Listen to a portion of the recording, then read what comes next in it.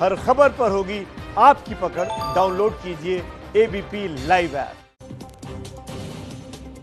देखिए, देश के सामने इस समय सबसे अहम सवाल यह है कि आखिरकार कोरोना जो है वो कैसे काबू में आएगा। और यह सवाल इसलिए क्योंकि कोरोना के केस तेजी से इस समय भारत में बढ़ रहे हैं। आपको आंकड़ा दिखाती हूं मैं। कोरोना से मरने वालों के आंकड़े में जबरदस्त उछाल आया है। खासतौर से पिछले 24 घंटे में 357 लोग कोरोना से जंग हार गए।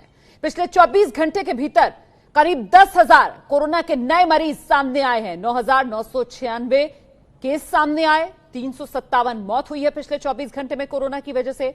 देश में कुल मरीजों का आंकड़ा 2,86,579 हो गया है।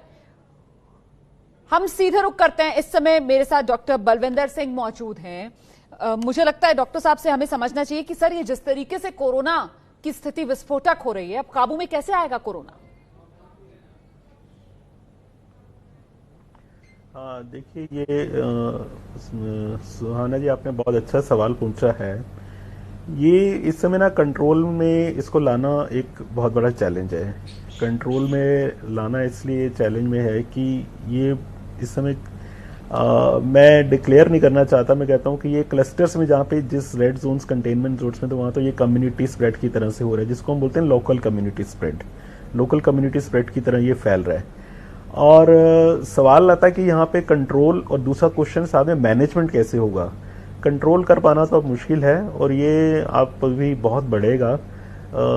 आप सबको एक थोड़ा सा मैं अपने देशवासियों को संदेश देना चाहता हूँ कि इसमें क्या करना होगा। आपको घर से बाहर निकला होगा तो वही बेसिक एहतियात बहुत जरूरी है बरतने। सोशल डिस्टेंसिंग रखनी होगी, मास्क लगाना होगा, ग्लव्स पहनना होगा, हैंड वॉशिंग बहुत करनी होगी। लेकिन अगर हम कहें कि हम किसी तरीके से इसको कंट्रोल कर पाएंगे, अभी ये कंट्रोल में आना इतना इजी नहीं है। ये इस तरह से चलेगा, जुलाई में चलेगा, अगस्त में चलेगा, सितंबर में ये जाके कुछ कम होगा। सवाल आता है मैनेजमेंट का, वो ज़्यादा इम्पोर्टेंट है। देखिए, इसमें जो डेथ्स है ना, वो अब हो रही हैं, और ये डेथ्स ज़्यादा हो रही हैं एज ग्रुप 55-60 से ऊपर में। तो गवर्नमेंट को इस समय जो भी है, मतलब कि चाहे वो दिल्ली स्टेट गवर्नमेंट है या सेंट्रल गवर्नमेंट है, इस समय मेरे हिसाब से हॉस्पिटल्स के अंदर जो हैं बेड्स तो कई जगह अवेलेबल हैं, बेड्स तो लगा सकते हैं।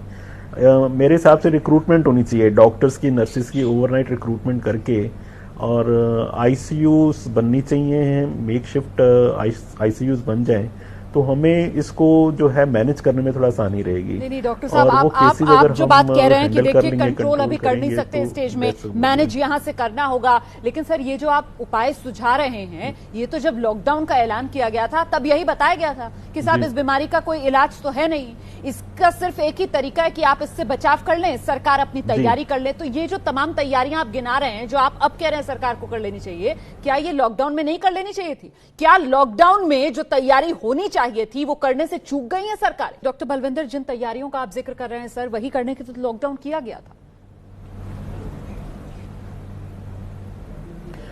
रोमाना जी, देखिए, सबसे पहले तो मैं एक चीज बताना चाहता हूं कि अगर इसको कंट्रोल करना है तो सरकार को एक बार फिर से सोचना चाहिए कि क्या लॉकडाउन करें कि नहीं करें। मेरे हिसाब से आज 11 तारीख है, 15 तारीख से इस देश के अंदर पूरा लॉकडाउन डिक्लेयर होना चाहिए, और वो कम से कम 40 डेज का स्ट्रिक्ट लॉकडाउन डिक्लेयर होना चाहिए, जैसे कर्फ्यू लगा होता है। देखिए, अगर आप ये फिर से लॉकडाउन नहीं करेंगे तो ये इतना फैलेगा कि हमारे लिए बहुत मुश्किल हो जाएगा। हॉस्पिटल्स में बेड्स है नहीं, और डेथ्स को भी कंट्रोल करना बहुत मुश्किल हो जाएगा। क्योंकि अब हमने एक चीज और देखी है डॉक्टर्स ने कि यंग एज के कुछ लोग भी हैं, वो भी उनकी भी डेथ्स हो रही है।